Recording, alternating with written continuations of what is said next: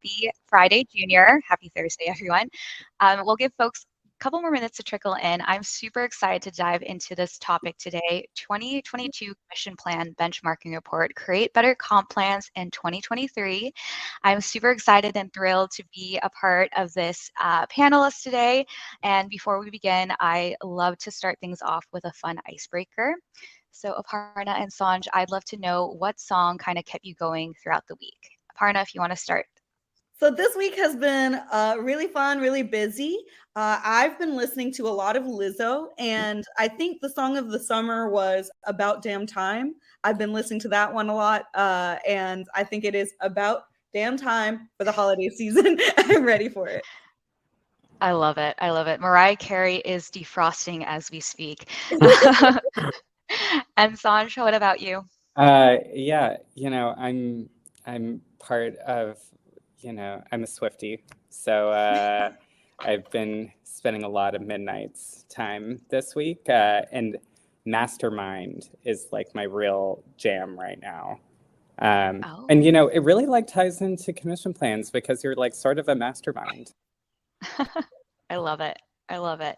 And also, I'd love to know where everyone is calling in from. I see that we have someone from Copenhagen and Manhattan Beach, California. Wow, I'm sure it's really sunny there. I'm currently calling in from rainy California or rainy Vancouver.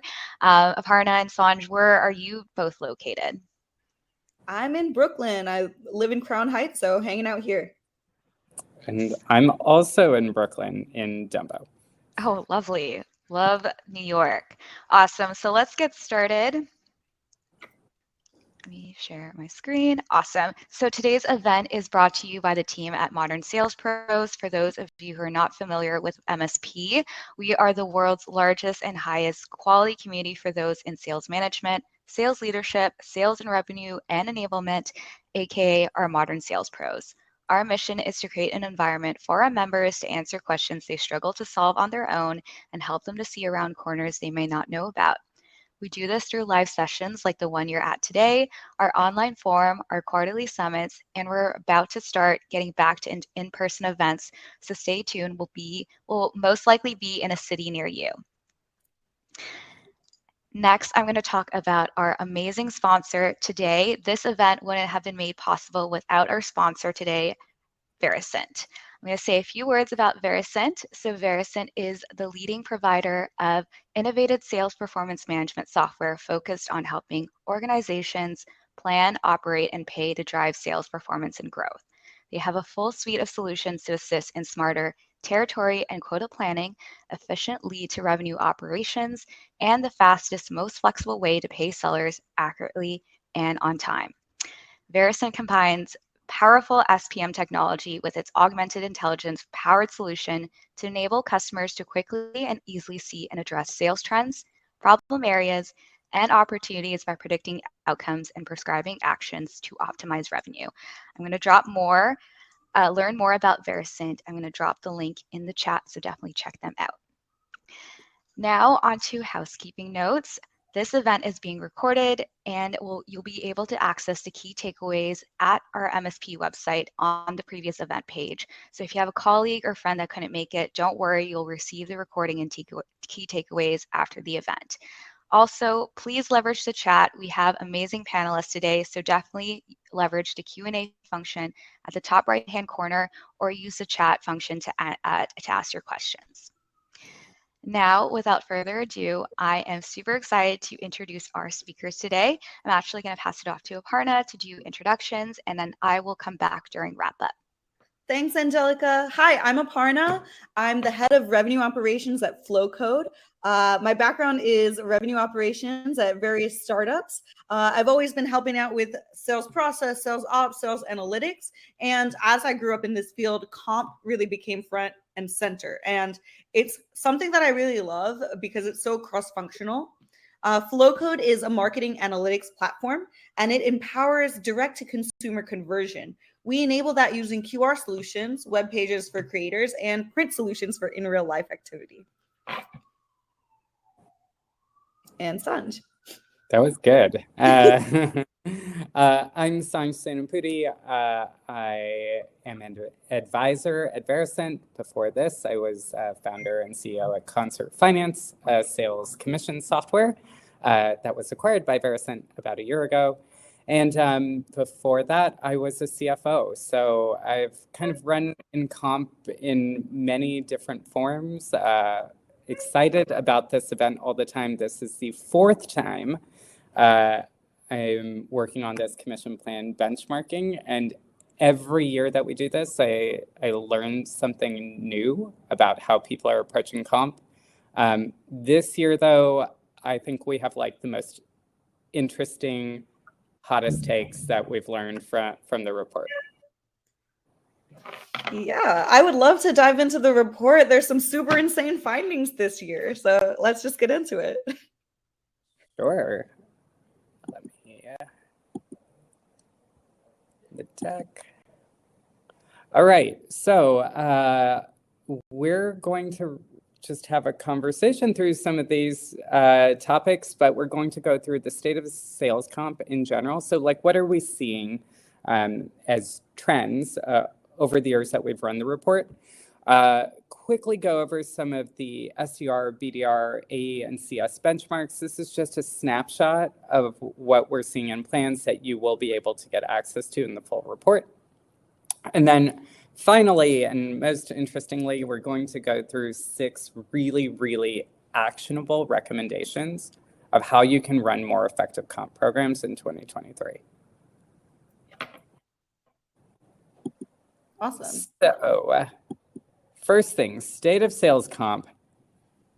This is probably one of the scariest things to see. If you're in ops or finance or you're a sales leader, you should be terrified. Quota attainment for SDRs and AEs has like consistently gone down year over year every time we've run this report. That's probably a bad thing. But Aparna, what do you think when you see this? Quota attainment is declining. That can't be good news. Do you think that's caused by quotas getting bigger across the board? Is it industry trends? Is it the economy? What do you think is underneath this decline? I think it's terrifying. I mean, as a RevOps exec, I really want my sales reps to hit their quota and exceed it. So this is terrible news.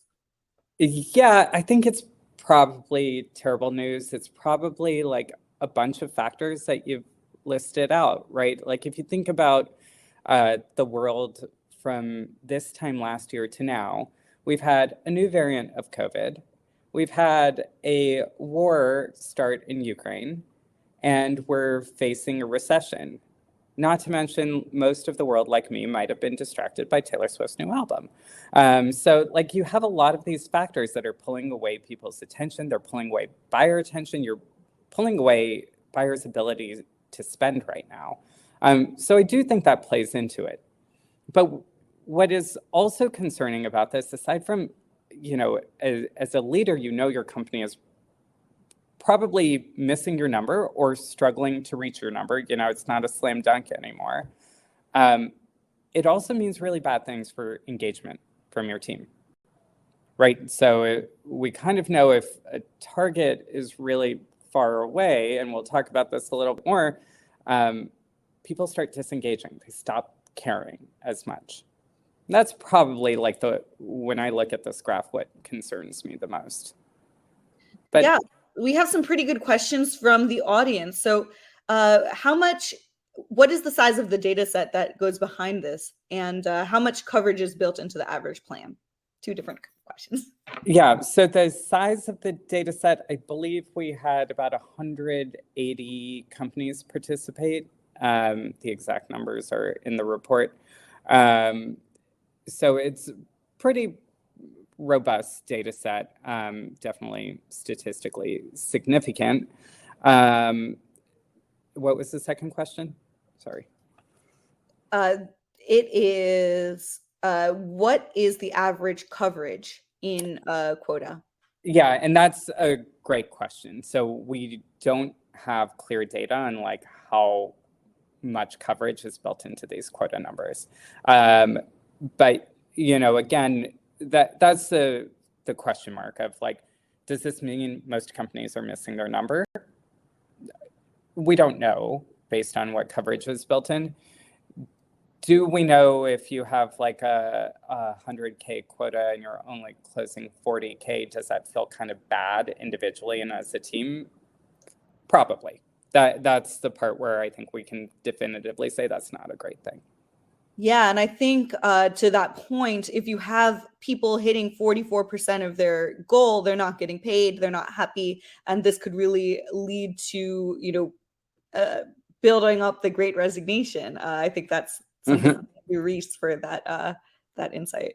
Right. So let's dive into some of the high level benchmarks now. So first we'll look at SDRs and BDRs. So you can see again, year over year, that quota attainment, especially at 100% of quota, has gone down. What's interesting is like the number of people reaching 75% is about the same, and the number of people overachieving is about the same. So it's really something about that intermediate target that seems to have moved.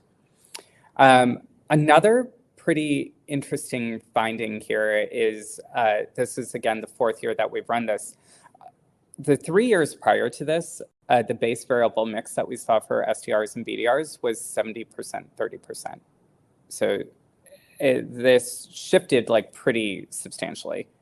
Part of this might just be kind of like the market dynamics. Like, if you're struggling to attract talent, you kind of make the total OTE a little bit higher, which means a lot of companies kind of increase the variable target anecdotally. But there is definitely a interesting shift that we saw here. Yeah, I think even having BDR attainment declining is a terrible leading indicator for a success of the business overall. To me, that means it's getting harder to book meetings in general with the right relevant parties. Yeah, I think that's a totally fair call out. Yeah. So at Flowcode, we've used unique ways to try to hit the market and get at these open new doors. So we find that in real life events seem the most compelling lead gen for some of our client entertainments, and then like very targeted outbound. But yeah, I mean, I think this is definitely something that I've seen across the board is it's tough to keep BDR attainment at the right levels. Yeah. On the AE side, again, probably, for AEs, what's more interesting is we just saw like that downward trend helped. So the number of people reaching 75% of quota is lower. The number of people reaching 100% is lower. The number of people reaching 125% is much lower. Another thing that we noticed this year is that the base variable mix shift. And I think this is like, for me, but it's always been 50-50. Like, when I was a CFO, when I was coming up through the finance ranks, it was always 50-50. So this 55-45, I think is an interesting, perhaps reaction to like the current market. If people are missing their target, they don't want to put as much comp, at risk. Or they might feel like more inflationary pressures, so they need more base. So there's some shift really happening that I think is probably macroeconomically related. That's really interesting. Yeah, throughout my entire career, I've set a base variable mix at 50-50 for reps. So this is different. Do you think that reps are becoming more risk averse in general? I can't say we got this from the data itself, but speaking to reps in general, I think you have a sense that they know it's harder to close things right now. That they're seeing sales cycles lengthen, they're seeing kind of decisions get punted, they're seeing budgets tighten up. So I do think it might be sort of a reaction to that. Do you think that it limits overall earnings potential when you think about hitting accelerators and things like that with a lower variable percentage?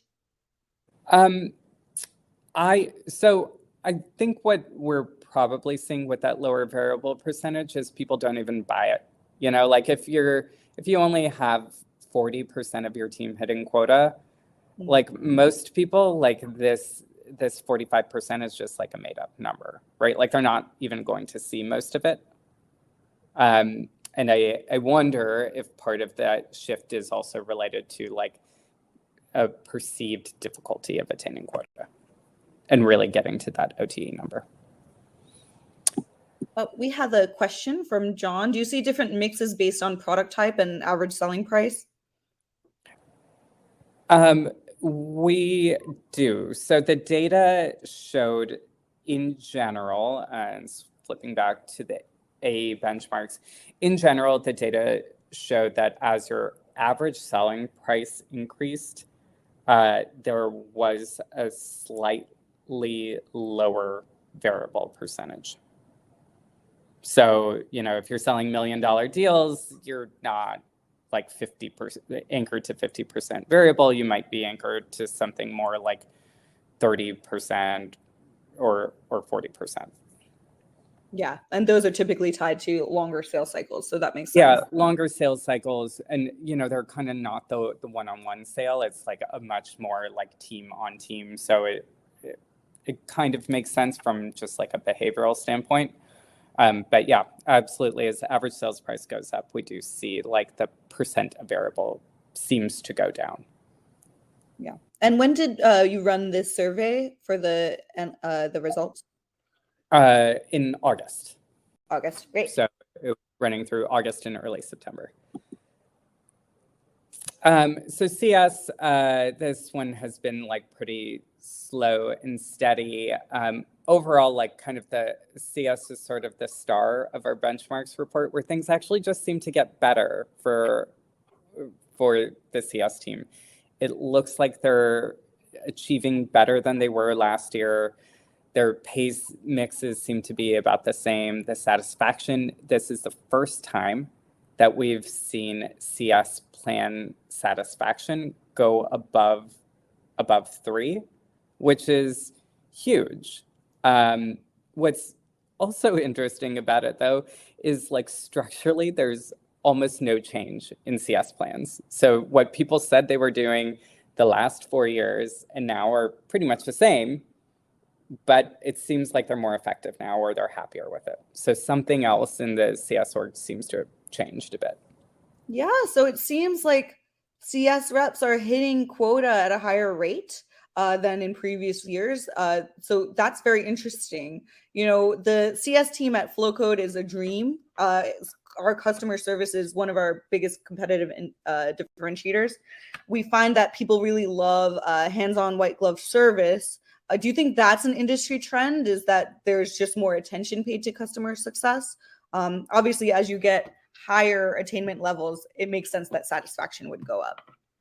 Yeah, I think generally whenever the market's headed for a downturn or there's some uncertainty, people tend to double down on CS and like really focus on retention more. So this could really just be, you know, more attention is paid to CS now than there might have been in the past. Great.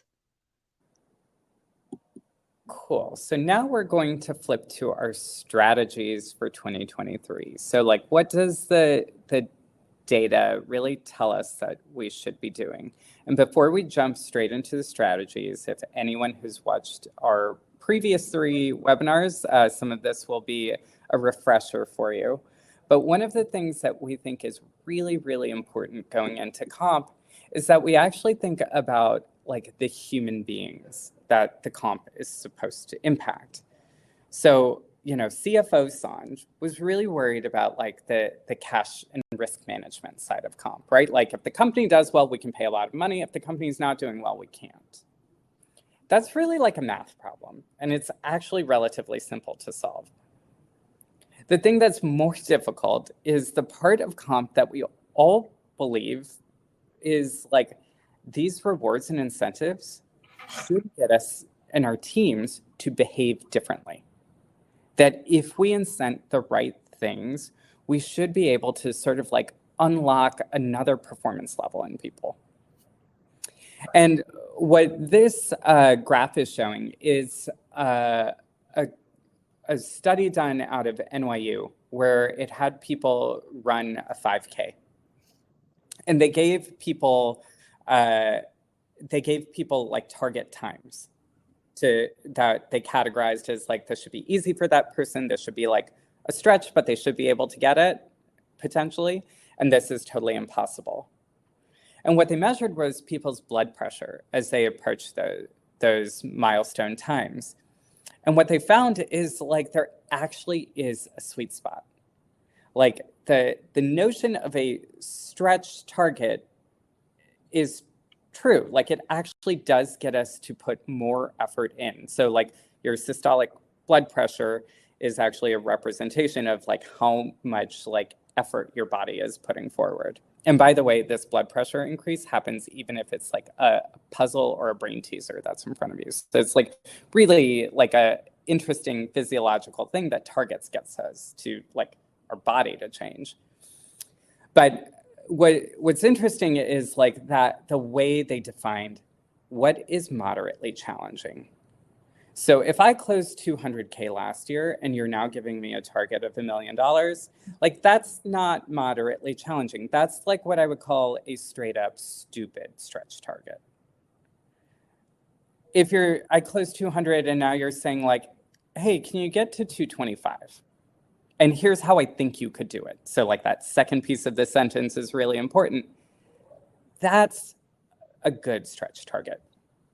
So because we work with behavioral psychologists, we have like real science behind this.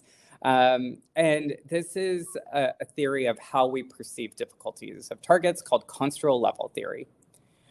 We have 4 dimensions of how we look at targets whenever they're given to us. And combined, they create a psychological distance. A low psychological distance is what we're aiming for to create like that sweet spot stretch target. So the first dimension is spatial distance. This is just the number. You know, this is why like cars aren't their list price isn't $50,000. It's usually $49,950 or something. Just there's something like objectively harder by higher numbers.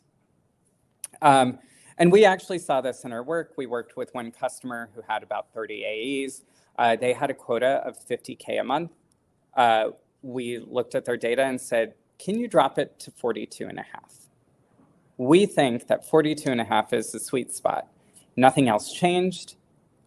Over the next 2 months, we saw performance increase by 15%. Yeah, this makes a lot of sense. You know, having a more achievable target will motivate people more. And then you obviously don't want it to be too easy either. I love that you did the research as like, you know, basal body functions and how they react to different goaling. It sounds very interesting that you applied that to your research. Yep. And so like the spatial distance is sort of like, this is, I think, probably the most like counterintuitive, but also sort of blasphemous. Like, what? We're going to lower quotas? But like, it can work if it's done correctly. Another dimension you can apply is social distance. So if any of you are Olympics fans, this is these are the 3 German 2-man bobsled teams. And they swept the podium. One of these teams really wasn't supposed to be there. Like they weren't really like ranked as like someone who would likely get a medal.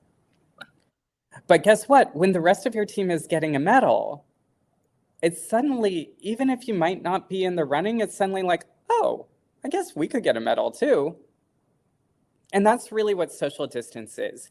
If you see the rest of your team is doing well, you're like, oh, well, I should be able to achieve that target too. I'm just like these people. I'm on the same team. The target's more achievable. The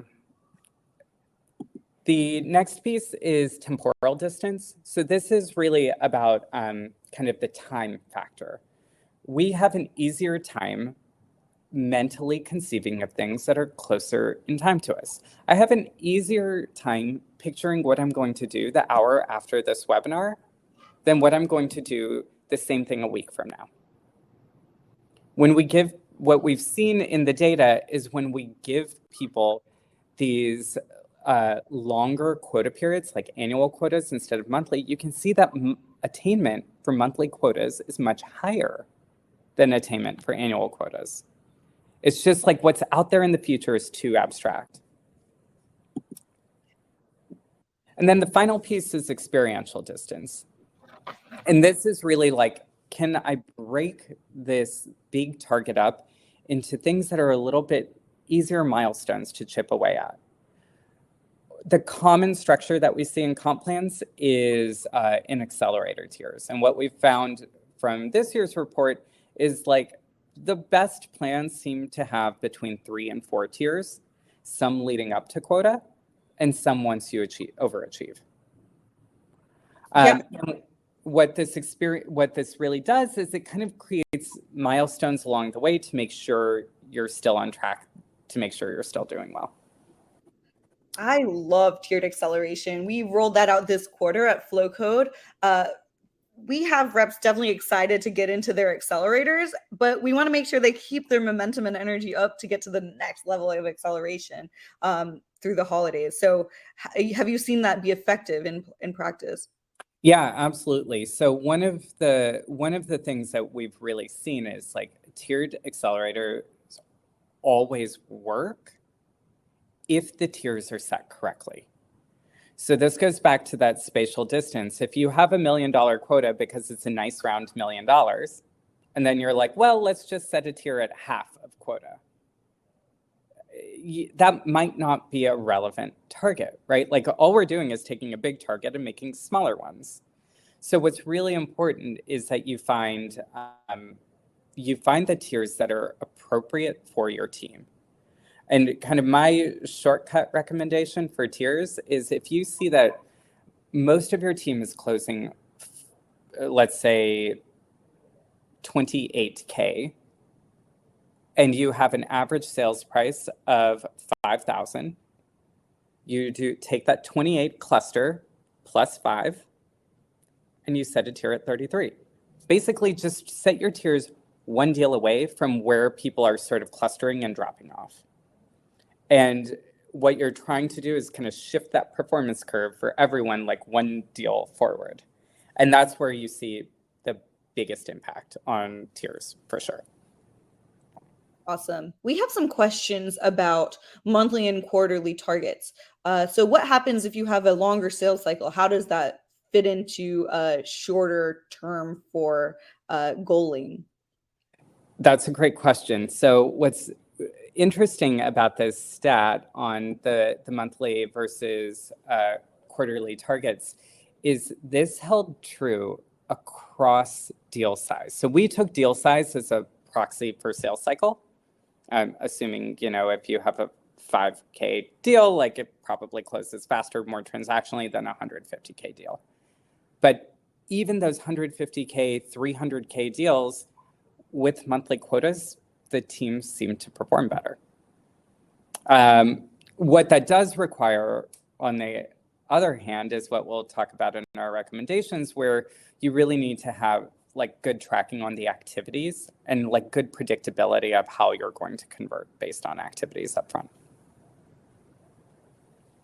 Yeah. We have a question about having reps game the system, maybe holding deals or pulling deals into a current month so that they hit quotas and accelerators. Yeah, this is a common concern. There was a study done out of Harvard Business School which tried to understand if reps can actually game timing. And all the work they did, I think they did this work across 3 years, across something like 2,000 sellers, and they found that sellers have almost no ability to control when something is purchased. Because you have to remember, if your seller's doing a good job, it's really a buyer wants to solve a problem. So the buyer really kind of dictates when they're going to solve the problem. And they might say like, no, I have this problem now. I can't wait 3 months to solve it.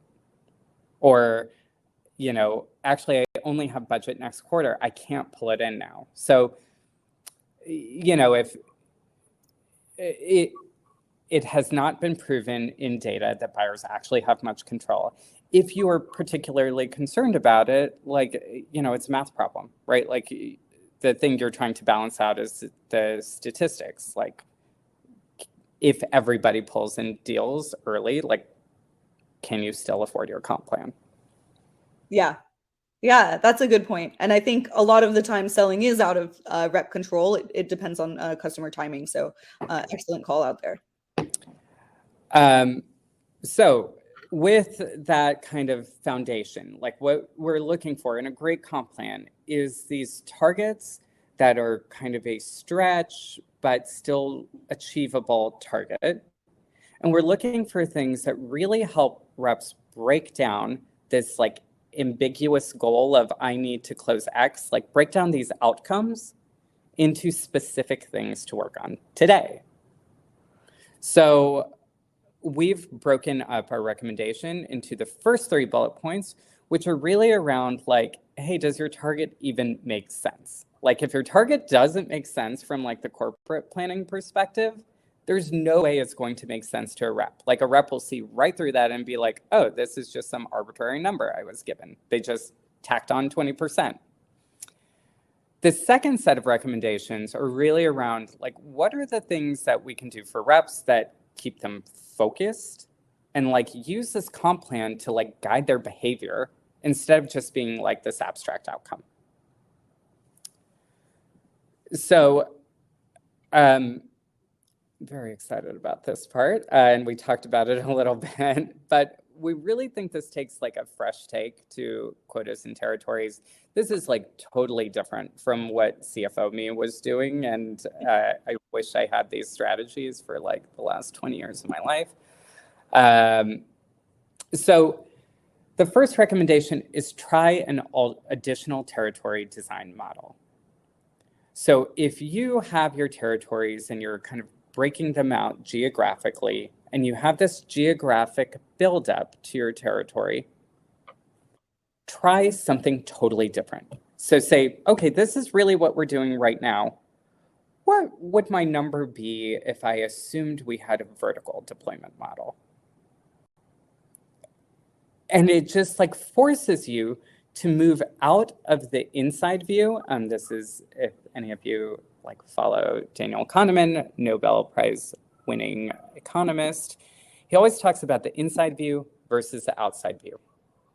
So the inside view is like what's right in front of us, what we're really considering, like, you know, the models that we've already built. Does this formula check out? The outside view is actually like, okay, well, what's actually going on in the market as a whole? Like, are people changing deployment models? Are people restructuring their sales team size?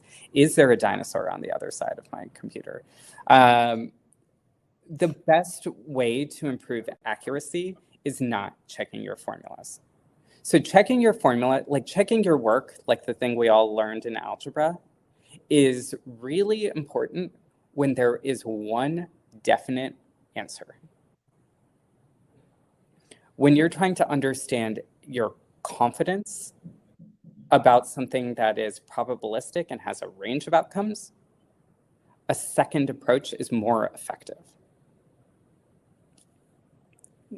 Yeah, it's kind of like bringing it back to the healthcare example with the blood pressure. You definitely want to get a second opinion, right? Yeah. That status quo bias that we all have internally. Yeah, and you know, I can think about all these times where I had my territory and quota planning model, and then I would be like, well, but Jen's like really good, and she always like doubles quota anyway. So like, I'm just gonna like fudge that. Like that's really like inside view thinking, where you're trying to think about like the personalities and the dynamics that like you work with every day, which is really different than the outside view of like, hey, pretty much everyone in the world is dealing with like the same macro conditions, like what's happening to public companies. It's probably going to happen to us too. The second recommendation is, a lot of this is based on economists now. Wow, I'm not an interesting person. So you're all seeing my reading list. Revisit quota plans more often. So John Maynard Keynes, like the guy who moved the UK off the gold standard and probably created the financial model that is like helps the world get through World War II, is credited with this quote, "When the facts change, I change my mind. What do you do?" And probably the most troubling, like the single most troubling thing that we found in the report is that despite everything that's happened in the world in the last year, 58% of companies reported that they didn't change their quota.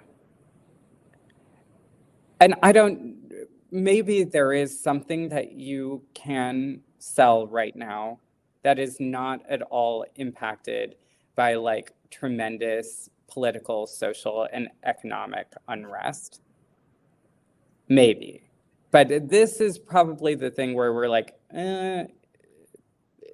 that just seems like it's sort of like a lazy thing to do. Yeah, like quota and territory planning sucks. It's a ton of work. But it's so important when you think about it from like the people you're working with, right? Like if your sellers are working with the same quota they got last year with this economic outlook, they don't buy it. They don't think that's a thoughtful target for them. We have a question from Kevin. If you reduce quotas, should you reduce potential for upside? So from the last few slides, you should understand that I really like believe in economics. I think the marginal cost of selling a deal does not imply that you need to shorten the upside, right? Like your choice is like, can I get someone to do better or not? Mm-hmm. And if you want them to do better, why would you shortchange the upside? Unless your upside is like over 200%, we give you 130% of whatever you close. Like if you have like a bonkers upward tier, separately message me and you should definitely change that, but you should change that anyway. Yeah, that's definitely what I've seen, is that it's really essential to invest in people during the Great Resignation. Make sure that your top performers are rewarded as they should be, and things are changing. Things are getting harder. So, maybe we do need to reduce quotas, or at least revisit the comp plan and accelerator tiers and things like that. So, good point there. All right. Now, another really interesting stat we found. So this year, we when we put out the survey in August, LinkedIn was filled with all of these companies announcing layoffs. Like I think like the crying CEO was like happening around the time that this went. Like that dude was hilarious. But like this is huge, right? So what we found is that for the companies that reported that they downsized their team within the year, that attainment was much higher. So companies that downsized their SDR teams, 57% were going to hit quota versus 41%. Companies that downsized their AE teams, 52% were going to hit quota versus 44%. Which implies that these teams were probably legitimately overstaffed. And that really like impacts someone's path to quota. So like if I'm not really busy enough on the front end, how am I ever going to hit my number at the end of the year? So we've worked out a little math on how to think about capacity planning in like human terms. So like as a human being, my capacity isn't $1 million of ARR. I know it's like easier to model that way, but as a human being, my limitation is really on my time. Like ultimately in all of our lives, like your limit is the amount of time you have on the planet. So what we wanted to do is really start thinking about how people were spending their time. So we have this example where someone had a monthly new ARR target of 200K. Their ASP was about 25. That implies that they should be closing 8 accounts a month. Their win rate was about 10% from discovery. So like discovery to actually closing was about 10%. So we figured this person needs to talk to about 80 accounts. They spend about an hour on discovery. So that's 80 hours a month that they should be spending on discovery. Based on what they were working on in the rest of the pipeline, I think they had time to do 120 hours of discovery. So really, I needed 1 AE. So what we saw was like, actually some of the factors changed. So their ASP actually went up over time, and their win rate went up. And their monthly new target potential, in theory, went up. But when all of these factors changed, what happened was like this person needed to spend 92 hours on discovery instead of 80, which is still within range of what we thought they could spend on discovery, like the amount of time they should be spending on discovery. So we still only needed 1 AE. If I did this my old sales planning way with my old sales power model, which was like super lame, I would have doubled the number of AEs I needed. This is a bonkers, very interesting findings, a different way to model things than I had ever thought about. So how did you arrive at this type of model, and what went into the thought process here? It was really about thinking about constraints, right? Like there is nothing constraining an individual from selling $1 million or $10,000, right? Like, you know, the dollars kind of don't matter. It's really like the activity and the effort that you're putting behind it. So, you know, there's always this notion, are our sales teams productive enough? Well, typically when you measure productivity, it's in kind of hours versus output. What we fail to often model in most capacity planning models is the hours side of it. That's true. We don't think about the number of hours that it might take for discovery. We just think about like volume of deals and average deal size and things like that. So so that makes sense to get more nitty-gritty there. I have a question from David Rosner. Wouldn't you expect that layoff decisions were performance-based? So since the best SDRs and AEs remain, that's why attainment went up? It is totally possible that it was performance-based, and it could be that it went up because there were just fewer people who weren't going to hit quota.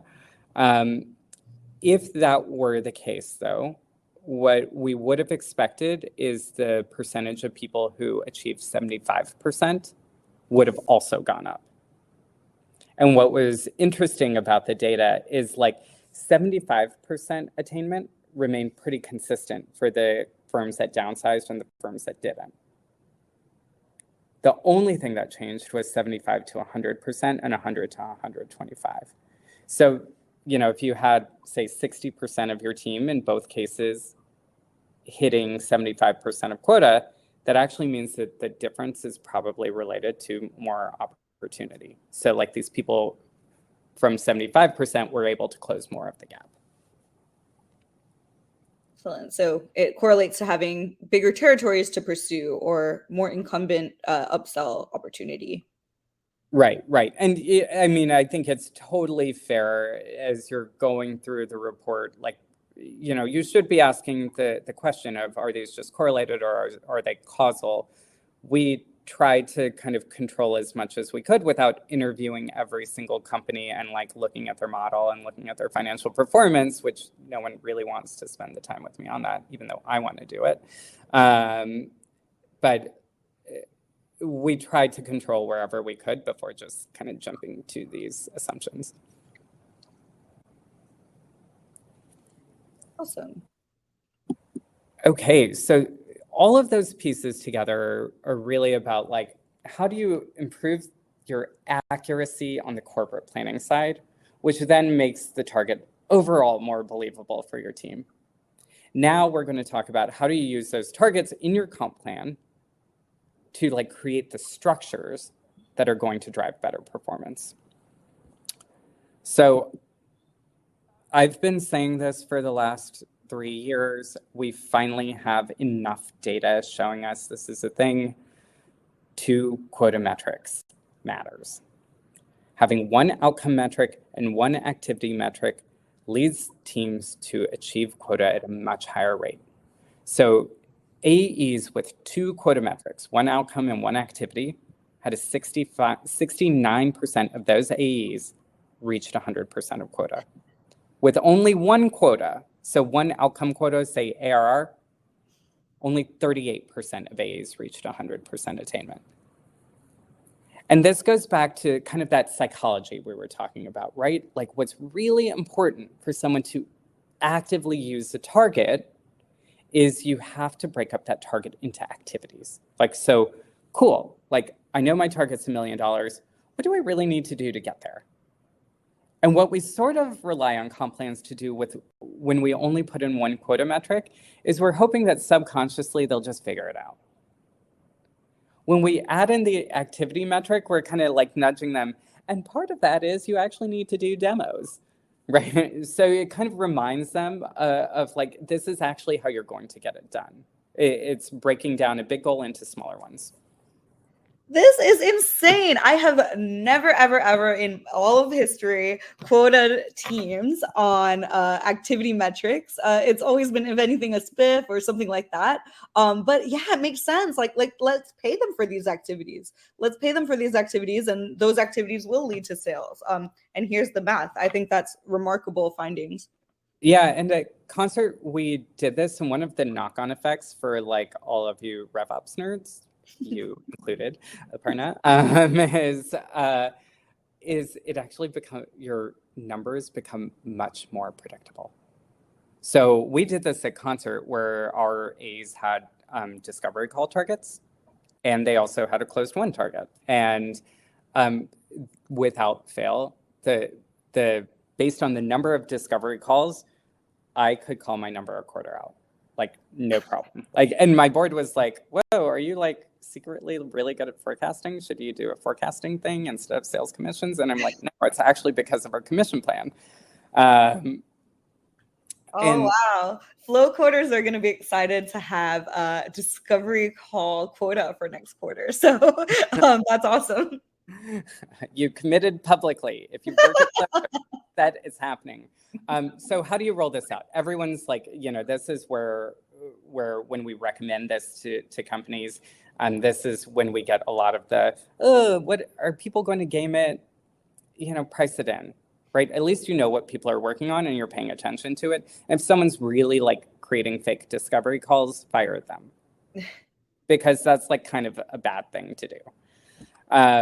But other things that we say, this activity metric piece, it's really important to cap it around 20% of your variable comp, because you don't want it to like overshadow like, hey, by the way, the real goal is you do need to close $1 million of ARR, right? Like you want to proportionately have those goals not be the same. The other thing is, and this is another really hard thing to break, is you measure the specific action. You don't measure aggregates. So actions are discovery calls, demos completed, the number of accounts that you've put through a full prospecting sequence. Aggregates are like, what is my pipeline dollar amount as of X day? So number of activities rather than the summation of like what that means in terms of revenue. Yeah, exactly. And if you try to shortcut it to that pipeline thing, you're not going to see this type of result. So a couple questions on this from the audience. What kind of pushback and adoption have you seen in the market from AEs who are used to being just quoted on bookings? So most AEs who have a problem with this, interestingly, don't have a real problem with this. But the people who sort of are like, why are you even doing that, tend to be sort of more experienced A's who are selling bigger deals, and they think it's sort of like the tone I got is they felt it's a little condescending that we're suggesting that, like, of course I know discovery calls are important. I don't know why I fall into bro voice whenever I impersonate that stereotype. But they're like, yeah, obviously I know this is important. But where that usually ends up is they'll be like, but whatever, if you're just going to pay me more money for it, no problem. And those people tend to, like, I will say one person who really was unhappy with this a quarter later was like, oh my gosh, I didn't realize I wasn't paying attention to that number. Like, it just like turns something on because that number became salient, and they're suddenly like, oh, I'm not creating enough pipe right now. I need to do different things. So another question, this is from Marvin Schoof. Did they reach 69% of the outcome target, or was it driven by the ability to outperform the activity target more easily? It was the outcome target. Awesome. And any data on having more than 2 metrics on quotas? Why 2?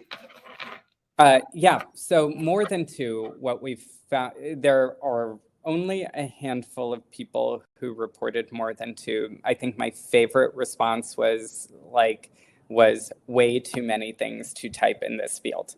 And those companies seem to do far worse. So I think the idea behind 2 is you have one outcome that you're really anchoring them towards, and one intermediate activity of like, hey, if you're doing enough of this stuff, you're probably going to get to that outcome.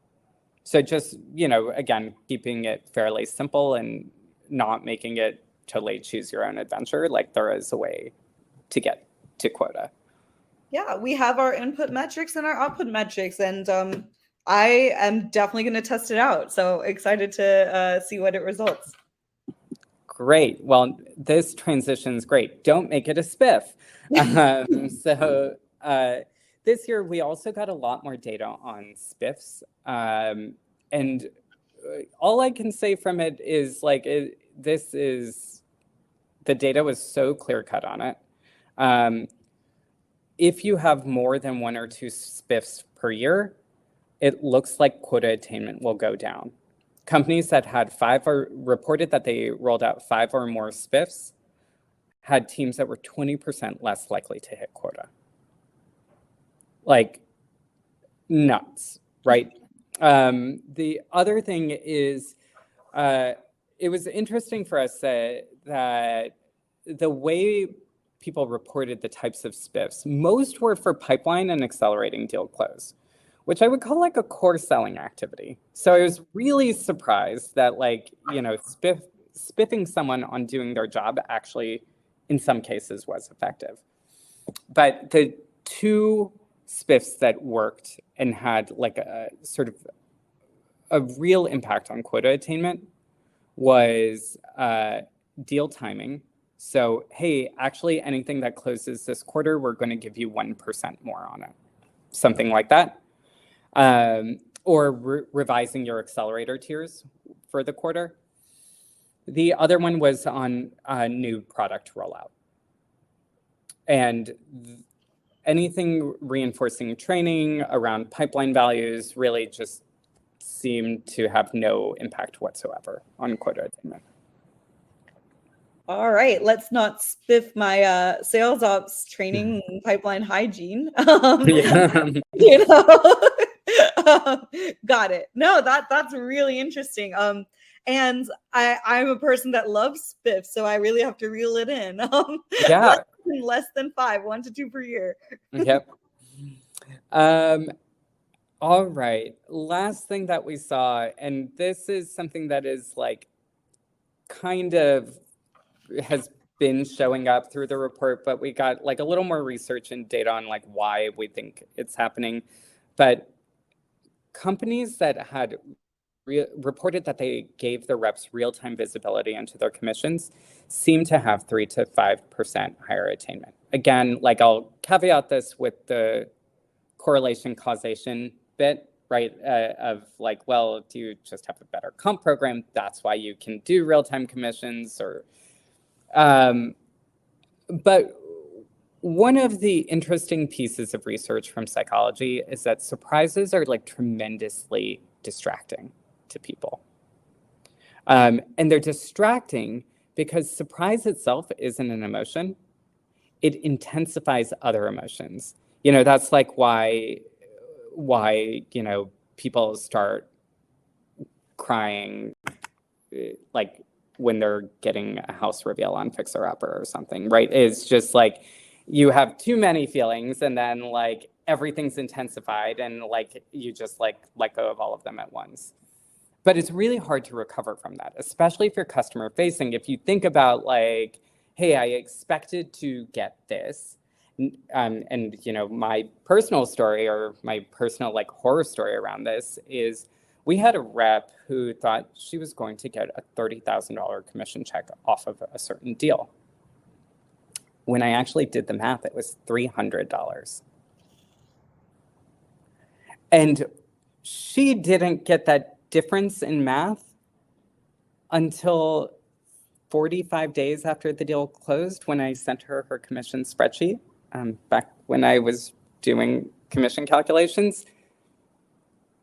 Obviously, like super pissed, but like that negative emotion that you would get from 30K to 300, imagine multiplying that times 4 and then put her in front of a customer or a prospect, right?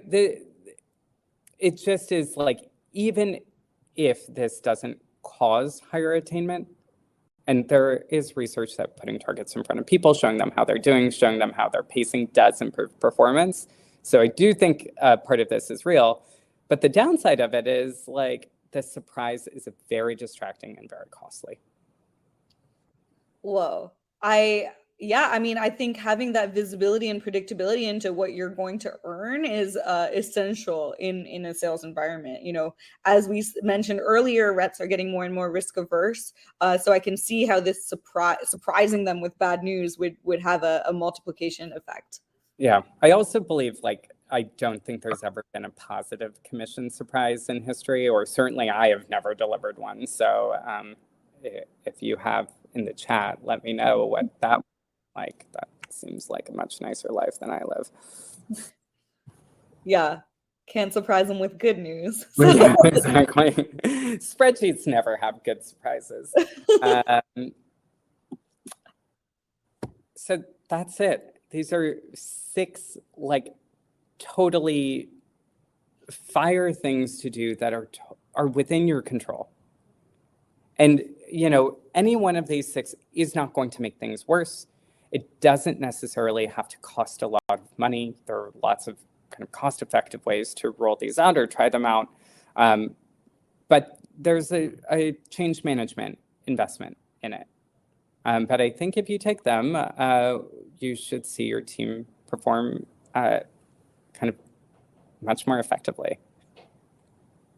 Wow, thank you so much, Sanj. And for folks on this call, don't worry about screenshotting this. I was about to screenshot it, but don't worry about that. We'll have the material sent out to you after the call. Oh, yes. And you will actually get our 4th annual commission plan benchmarks report sent to you, I think, by end of day. That is correct. I'm back, everyone. Thank you so much, Sanj and Aparna, for such an amazing session. That was awesome. Honestly, that was so great. And thank you, everyone, for attending and asking all your questions. It was such a fun and engaging chat. Again, the event key takeaways recording presentation will be made available on the MSP website before the end of the day. And also next week, Varicent is also sponsoring an MSP event. I will drop it in the chat, so be sure to register for that event, and we'll see you there. Thanks, everyone, and have a great day.